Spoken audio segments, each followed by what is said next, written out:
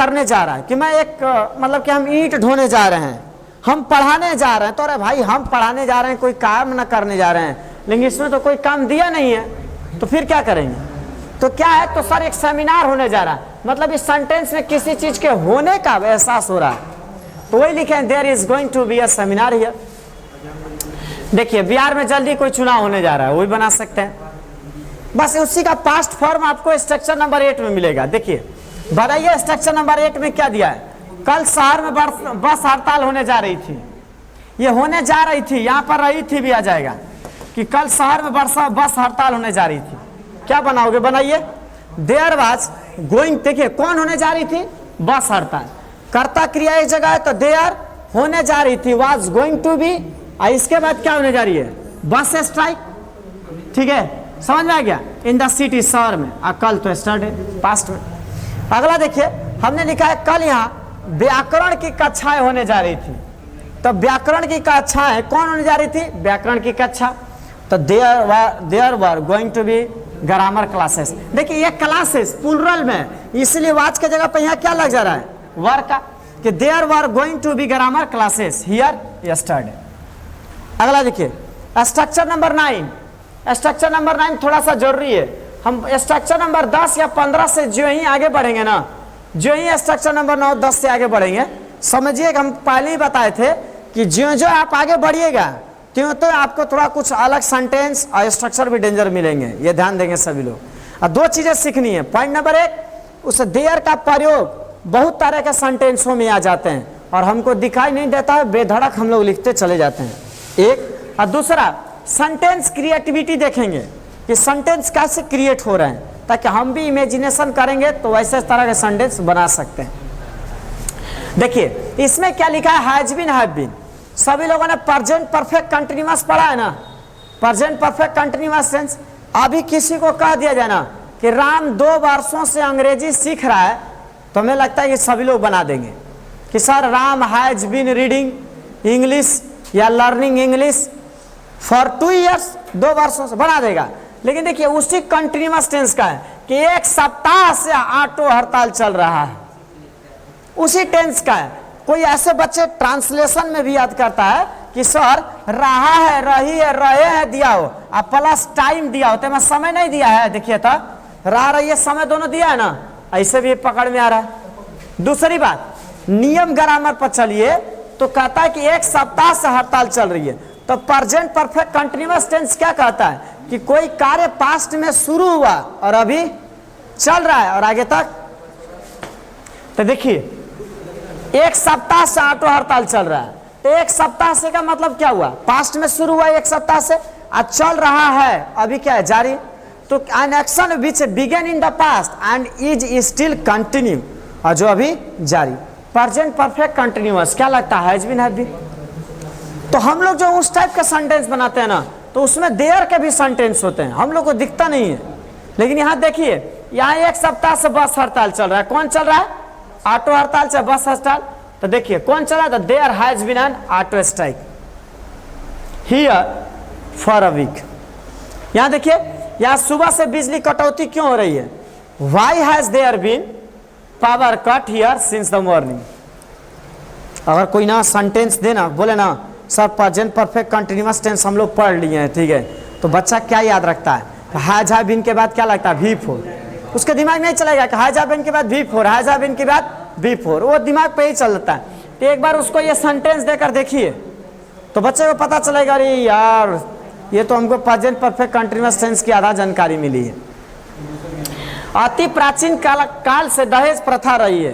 देखो भाई ये लड़की लोग ध्यान से देखना, दहेज प्रथा तुम कहीं खो गई है लगता है, सही में दहेज प्रथा में खो गई। सेंटेंस यहाँ दिया है ना, अब प्राचीन काल से दहेज प्रथा चल रही है, ठीक है। राजाओं महाराजा जो थे ना, तो अपनी लड़की का शादी करते थे ना, तो अपने दामाद को क्या करते थे? पूरा का पूरा जो एक 50 हाथी, 100 घोड़ा, कई 100 हाथी, सोना चांदी मार देते थे, समझी ना। तो राजाओं का देखा देखी, तो लोग राजा थे, उनके पास तो प्रॉपर्टी थी, तो राजाओं के पास प्रॉपर्टी थी, तो इसी वजह से लड़की के शादी में वो राजा लोग क्या करते हैं ना, तो हाथी, घोड़ा, सोना चांदी बहुत ज्यादा मतलब देते थे लड़की को, ठीक है, विदाई के समय। और उसी का देखा देखी हम मिडिल क्लास वाले भी सीख गए, मिडिल क्लास वाले हम लोग भी सीख गए, और सीख कर हम लोग भी क्या करना है, उसी को जो है हम लोग भी देने शुरू कर दिए। अब भाई कोई गरीब आदमी है, ये तो प्रथा राजा लोग थे वो दे दिए, लेकिन कोई गरीब आदमी है नहीं दे पाए तो नहीं दे पाए, तब तो उसकी लड़की की शादी नहीं हो पाएगा। बात सही बोल रहा है ना? लेकिन ऐसा नहीं, वो लोग जो है राजा लोग थे इसलिए दिए, हम लोग के समाज में कोई जरूरी नहीं है, ठीक है। देखिए मिलाइए, अति प्राचीन काल से दहेज प्रथा रही है, तो there has been a dowry system. कौन रही है? डॉरिस सिस्टम सिंस द बोला टाइम एमेमोरियल, आदि प्राचीन काल। ये मेमोरियल का मतलब आदि प्राचीन काल, ठीक है। समझ में आया? ये समझ में आया? Has been, have been. अच्छा तो ठीक है, दिखने में आसान लग रहा है, हम सेंटेंस जब देंगे ना बनाने के लिए तब सभी लोग कहेगा कि सर आया कि नहीं आया, तब हम मानेंगे। चलिए उसी का ये पास्ट फॉर्म है, देखिए इसका पास्ट फॉर्म। स्ट्रक्चर नंबर कौन सा हो गया?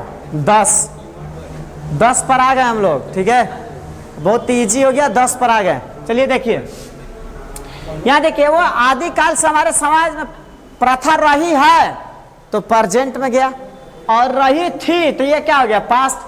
कि there had been a sati system in our society, और इस सती सिस्टम दिया हुआ है। वाह, सभी लोग सुन ले, लड़की लोग, आज लड़की लोग ना सबसे ज्यादा पहले सुरक्षित है।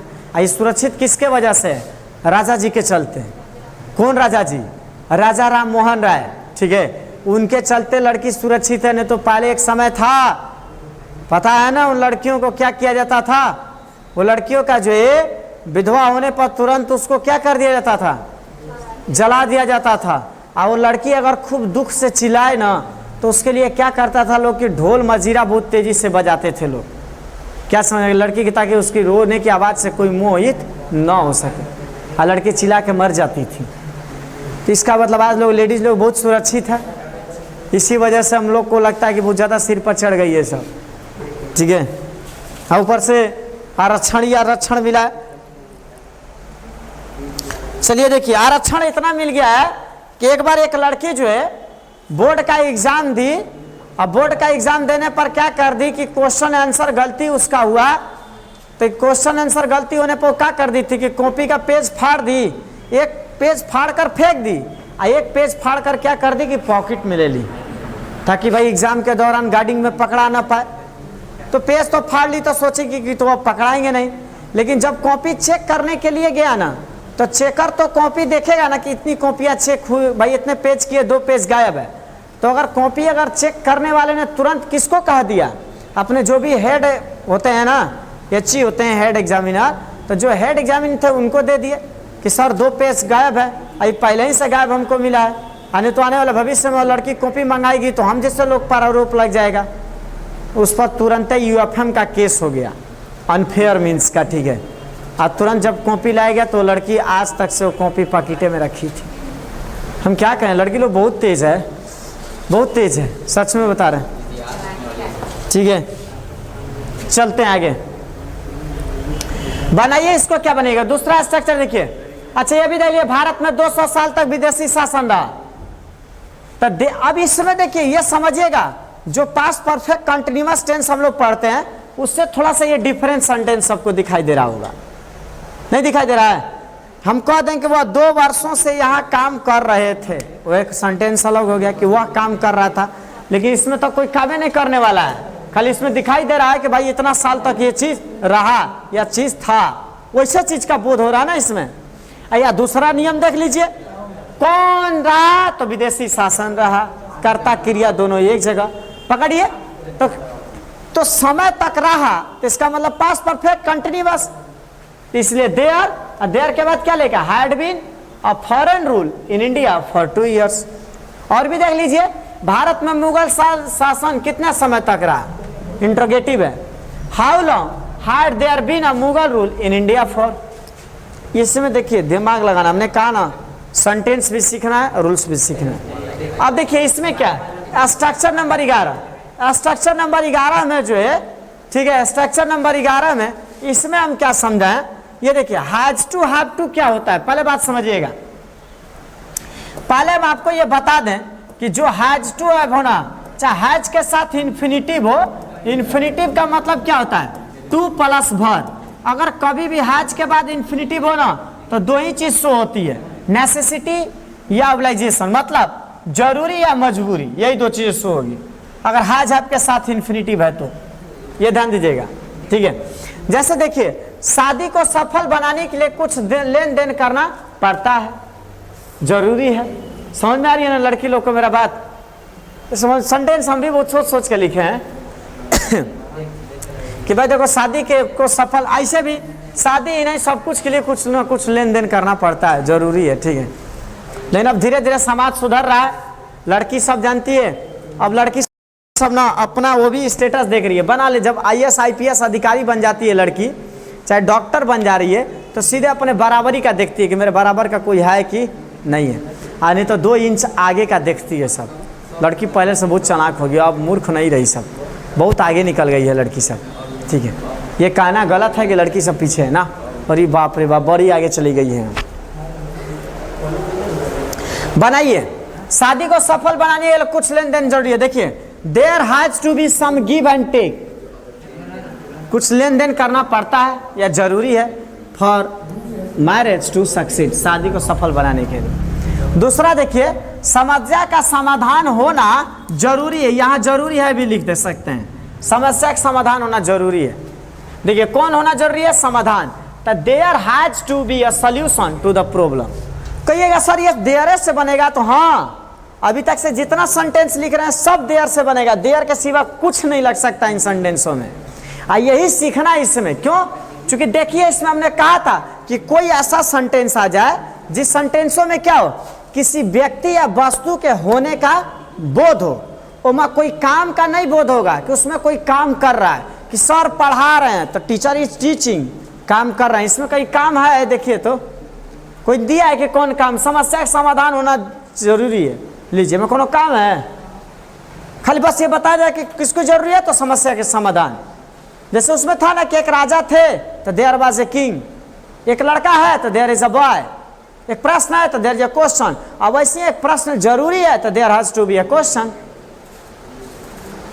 नहीं समझ में आया मेरा बात? तो कोई इसमें काम धंधे की बात नहीं होती है। ये देखिए मस्ट भी पकड़िएगा, मस्ट भी वही है। अब अभी देखिए मस्ट पढ़िएगा, अब मस्ट और शुड और ऑट तीनों में अंतर पकड़ लीजिएगा कि मस्ट क्या करता है, तो मस्ट मीन्स जो है नेसेसिटी शो करता है कि बहुत ज़्यादा जरूरी है। जैसे देखिए ना परीक्षाओं के दौरान शांति होना जरूरी है, चाहे शांत रहना चाहिए, शांति रहना चाहिए, क्या ये जरूरी है कि नहीं जरूरी है? अपने से खुद से सोचिए सभी लोग कि सर परीक्षा के दौरान शांति होना चाहिए, तो शांति होना चाहिए तो ये बताइए ये जरूरी है कि बहुत जरूरी है? बहुत ज़्यादा जरूरी है। तो अब ये देखिए उनके बीच जरूरी बोला कि जरूर कोई गलतफहमी हुई होगी, ये कंपल्सन आ गया, ये आप कह सकते हो ना पॉसिबिलिटी, अनुमान, संभावना। देखना मैं कैसे बताऊंगा। कानून और व्यवस्था को बनाए रखने के लिए हर शहर में पुलिस होना चाहिए, ये जरूरी है। बनाइए कौन होना जरूरी है? There must be a police force in every town, हर नगर में, to maintain the law and order. अगला देखिए हर गांव में स्कूल होना चाहिए, भाई ये तो और जरूरी है। शुड से ये नहीं बनेगा, बहुत जरूरी है। अब शुड से बनाने का मतलब ये होता ना कि सर एक घर होना चाहिए तो there should be a house, sir एक प्रश्न होना चाहिए तो there should be a question. Simple बात है। लेकिन ये जो कह दिया गया ना कि सर हर गांव में एक स्कूल होना चाहिए, या कोई कह दिया ना कि सर परीक्षा के दौरान शांति होना चाहिए, तो वाकई में ये बहुत ज़्यादा जरूरी है, इसलिए इन सभी का प्रयोग हो रहा है। देखिए there must be a school in every village. क्या समझ में आया? परीक्षा के दौरान शांति होनी चाहिए। कौन शांति? वो शांति नहीं चाहिए जो शांति हम लोग को मंदिरों में जाके मिलती है। कहा जाता है ना मंदिर में चले जाइए, आराधना, पूजा, साधना, शांति, ठीक है, सबसे भेंट होगा, बस सबसे भेंट होगा। लेकिन एक चीज़ और उसमें एक के जो होता है भेंट होगा, घंटा बजा बजा के सब जाते जाएगा, ठीक है, उससे ही भेंट हो जाएगा। आगे चलते हैं। ये क्लियर है इतना दूर तक? हाँ चलिए स्ट्रक्चर नंबर 13 शुड भी आएगा। चलिए आइए शुड बी का। ये शुड बी का क्या है? अभी बोले है ना कि केवल सजेशन के लिए, सलाह देना है तो शुड, नेसेसिटी दिखाना है तो मस्ट, और ऑट जो लगेगा तो नैतिकता का बात करेगा, ये मोरालिटी का। देखिए हमने लिखा कि व्यवसायिक नैतिक का एक कोड होना चाहिए जो इंगित करता हो कि ग्राहकों को कैसे सेवा दी जाए। मतलब जो व्यापार व्यवसाय करते हैं ना, उन लोगों के लिए भी कोई कानून होना चाहिए, कोनो सिविल कोड होना चाहिए, ताकि दुकान पर कोई जाए तो ग्राहक के साथ कैसे व्यवहार किया जाए, कैसे सेवा दी जाए, वो लोगों को सिखाए। बनाइए, there should be a code of business, business ethics का भी कोई कोड होना चाहिए, which indicates how clients are to be observe या सर्व। चलिए ये नहीं समझ में आता है तो नीचे देखिए, व्यावसायिक स्थानों पर क्लोज सर्किट कैमरा होना चाहिए, वही सीसीटीवी, ठीक है। देखिए यहाँ पर क्या लिखा हुआ है, देखिए सी हो गया ना, सी नहीं हो गया, क्लोज सर्किट कैमरा। तो देखिए यहाँ पर there should be a close circuit camera at business places. आप सोचिए ना कि सर ग्राहकों को सॉरी व्यावसायिक स्थलों पर सर्किट कैमरा होना चाहिए, कौन होना चाहिए, कैमरा होना चाहिए, तो देयर शुड बी। देखिए क्लोज सर्किट कैमरा कहाँ, बिजनेस प्लेसेस। अच्छा दूसरा नहीं आता तो दूसरा देखिए, भारत और पाकिस्तान के बीच में सौहार्द होना चाहिए चाहे दोस्ती होना चाहिए। तो देखिए भारत और पाकिस्तान के बीच में दोस्ती का मीनिंग ध्यान दीजिएगा, फ्रेंडशिप माने भी दोस्ती होता है, लेकिन वो फ्रेंडशिप नहीं है। किसी दो देशों के बीच में जब दोस्ती होती है ना, तो वहाँ फ्रेंडशिप नहीं लगाते हैं, वहाँ पर ये इसका अमिटी का प्रयोग होगा। अमिटी नहीं दिया, देखिए अमिटी का प्रयोग हुआ है। बनाइए, भारत और पाकिस्तान के बीच दोस्ती होना चाहिए, पकड़ लीजिए, क्या ये देयर से बनेगा कि दूसरे से बनेगा। भारत और पाकिस्तान के बीच में दोस्ती होना चाहिए, हमारे गांव में एक स्कूल होना चाहिए, हमारे पास हमारे घर चाहे हमारे यहाँ एक गाड़ी होनी चाहिए, यहाँ एक घर होना चाहिए, 2 बीघा खेत होनी चाहिए, धान में पानी होनी चाहिए। लीजिए ये सब देयर के सेंटेंस हैं। इन सेंटेंसों में कभी नहीं कहा जा रहा है कि कोई कर्ता को कोई काम करना चाहिए, ऐसे बोला जाता है काम का कि आपको अंग्रेजी बोलना चाहिए, उसे पढ़ना चाहिए, उसे अंग्रेजी लिखना चाहिए, तो ये हो गया कि आपको उसको कोई काम करना चाहिए काम, लेकिन इसमें ऐसा कुछ नहीं दिया हुआ है, ठीक है। बनाइए, तो भारत और पाकिस्तान के बीच में दोस्ती होनी चाहिए, कौन होनी चाहिए, दोस्ती, तो देयर शुड बी अमिटी, क्या, between India and Pakistan, Bharat Pakistan के। है देखिए हर जगह शांति होनी चाहिए, ठीक है, या अमन चैन होना चाहिए। बनाइए, there should be peace and tranquillity everywhere. सेंटेंसों को भी देखिए कितना अच्छा सेंटेंस मैंने दिया है, वो भी बनाने सीखना है, ठीक है। अगला देखिए स्ट्रक्चर नंबर 14, ये चलिए, ये भी चाहिए वाला मीनिंग है, ये चाहिए वाला। तो सर ये में आउट लगा है, तो आप सवाल करिएगा कि सर ये बताइए कि आप कह रहे हैं कि शुड माने भी चाहिए और कह रहे हैं कि मस्ट माने भी चाहिए और इधर कह रहे हैं कि आउट माने भी चाहिए, तो क्या अंतर है। तो शुड जो होता है ना, तो ये सजेशन के लिए प्रयोग होता है कि कोई आपको सजेस्ट कर रहा है, लेकिन मस्ट वाला सेंटेंस जाइएगा तो मस्ट वाला में चाहिए लगा रहेगा, लेकिन उससे किस चीज़ का बोध होगा कि वाकई में ये बहुत ज़्यादा जरूरी है। अब जैसे हम कह दिए कि हर नगर में पुलिस बल होना चाहिए, हर गांव में एक एक स्कूल होना चाहिए, वाकई में ये सब जरूरी काम है, ठीक है, ये होना चाहिए। आइए आउट नैतिकता का थोड़ा सेंटेंस देखिए, सभी के लिए समान अवसर होना चाहिए। वाह क्या नैतिक बात की जा रही है, सभी के लिए समान अवसर होना चाहिए, नैतिक बात है, अच्छे विचार है, नैतिक गुण है ये सब। हाँ देखिए, जो लोग आर्थिक या सामाजिक रूप से पिछड़े हैं उनके लिए आर्थिक पैकेज होना जरूरी है। ये आर्थिक लिखा हुआ है, ठीक है, हिंदी टाइपिंग बहुत अच्छी है मेरी। हाँ, सभी के लिए कानून होना चाहिए, देखिए कानून का पूर्ण पालन होना चाहिए। बनाइए, देखिए पता करिए, सभी के लिए समान अवसर होना चाहिए। ये ध्यान देना, सेंटेंस बहुत आसान नहीं है जितना देखने को मिल रहा है। अंत थोड़ा अपने क्लास में किसी को एक बार दे के सबको ट्राई कर ले तो लगेगा लोग सब्जेक्ट खोज रहे हैं, किधर बनाए कुछ दिमाग लगाने लगेगा सब। बनाइए, तो देखिए there ought to be equal opportunity for everyone, कौन होना चाहिए, समान अवसर। देखिए there ought to be equal opportunity, सभी के लिए, फॉर एवरीवन। अगला देखिए, जो आर्थिक रूप से या सामाजिक रूप से पिछड़े हैं उनके लिए आर्थिक पैकेज होना चाहिए। देखिए कौन होना चाहिए, आर्थिक पैकेज होना चाहिए। बनाइए, there ought to be an economic package, आर्थिक पैकेज होना चाहिए। नहीं होता कि कोई गरीब है या समाज में पिछड़ा है, उसी को आर्थिक कहा जाता है। वो आर्थिक रूप से अगर पिछड़ा है तो भाई उसको कोई आर्थिक पैकेज होना चाहिए। 10,000 20,000 का कोई पैकेज बना दीजिए, 50,000 का कोई पैकेज बना दीजिए, ताकि वो बेचारा जिए खाए। होगा ना ये? ऐसे गवर्नमेंट ये स्कीम लागू करेगी ना, सब गरीबे हो जाता है। ठीक है, बात ये है। तो देखिए, there ought to be an economic package for those who are economically और सोशली बैकवर्ड। बन जाएगा, सभी लोग आ जाएगा इतना दूर तक। अब इसके आगे 14 के आगे हम लोग का जो है 15 देखते हैं। कहीं लगता है मेरे दुश्मन बैठे हुए हैं, मक्खियों की कहीं बैठी है बोर्ड पर, मेरे यहाँ पर है, बोले है ना। स्ट्रक्चर नंबर 15, मे बी और माइट बी, दोनों में क्या अंतर है? कोई बताएगा मे और मे बी और माइट बी में क्या अंतर है?